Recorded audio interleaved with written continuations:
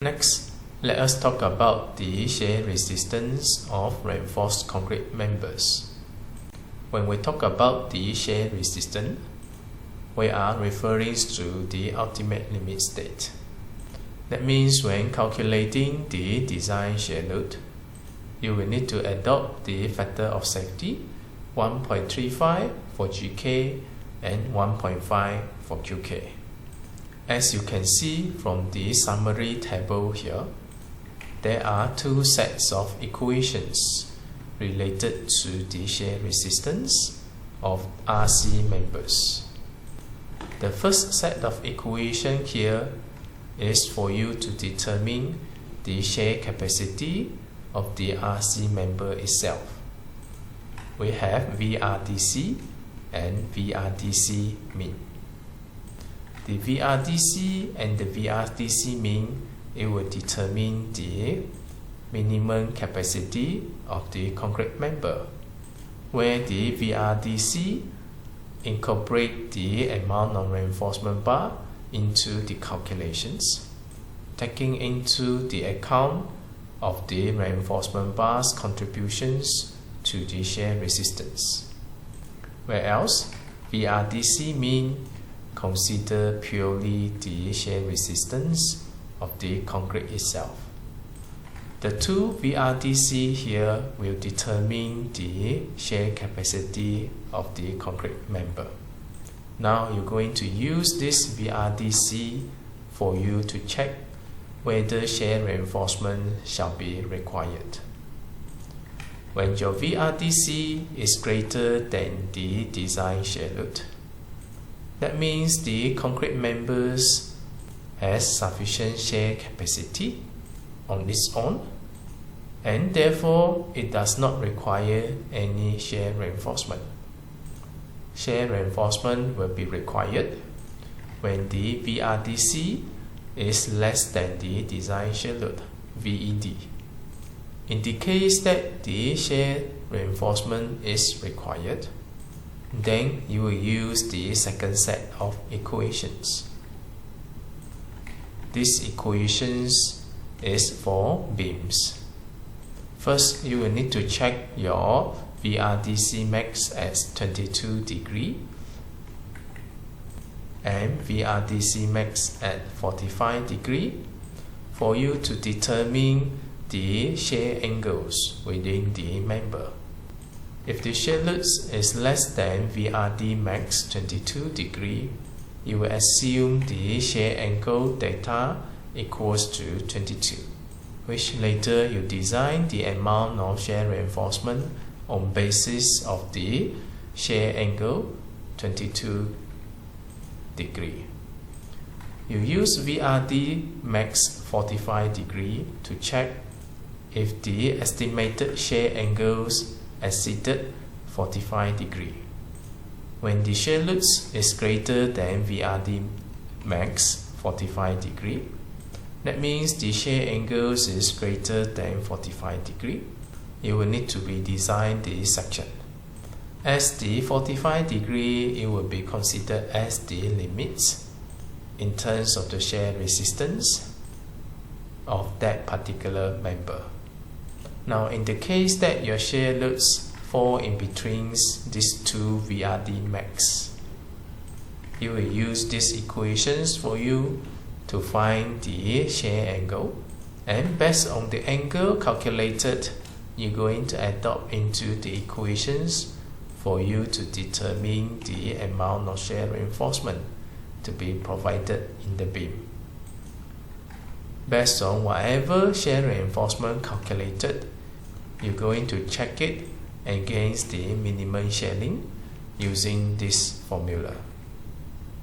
The shear length provided in the beam must be greater than the minimum shear length.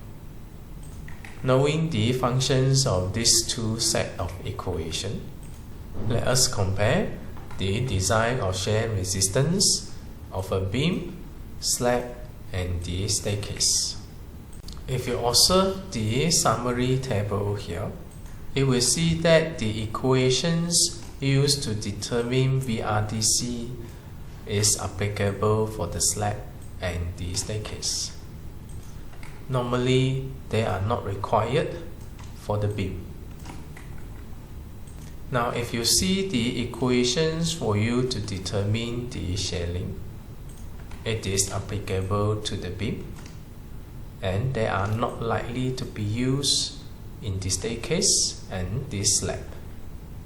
The reason being here, it will be again the effective cross-sectional area of that particular member. A beam is typically having smaller cross-sectional area as compared to the shear loops acting onto it.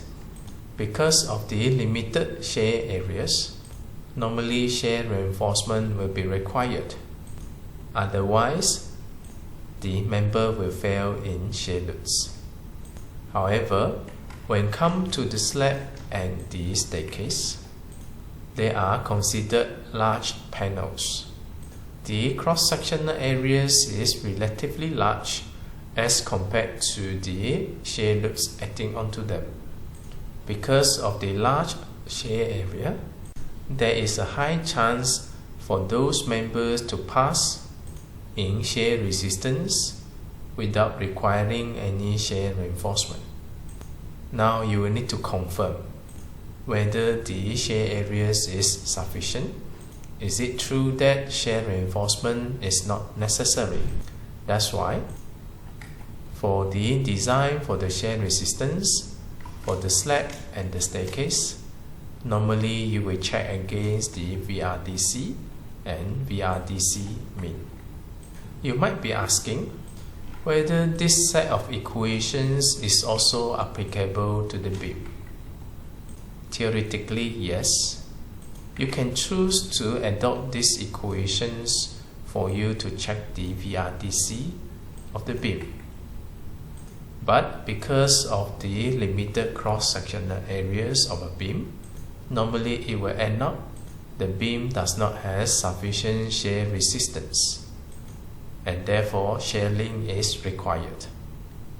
In these tables, it is stated that it is not required. And if you see the references for reinforced concrete design, normally they will not adopt these equations for the design of reinforced concrete beam. There is a good reason why it is so. Remember the purpose of the shear length. It is not only providing the shear resistance to the beam itself. The shear length is also used for you to tie the reinforcement bar. A typical beam will require at least 2 top steel bar and 2 bottom steel bar. Tie each steel bar at each corner of the shear length.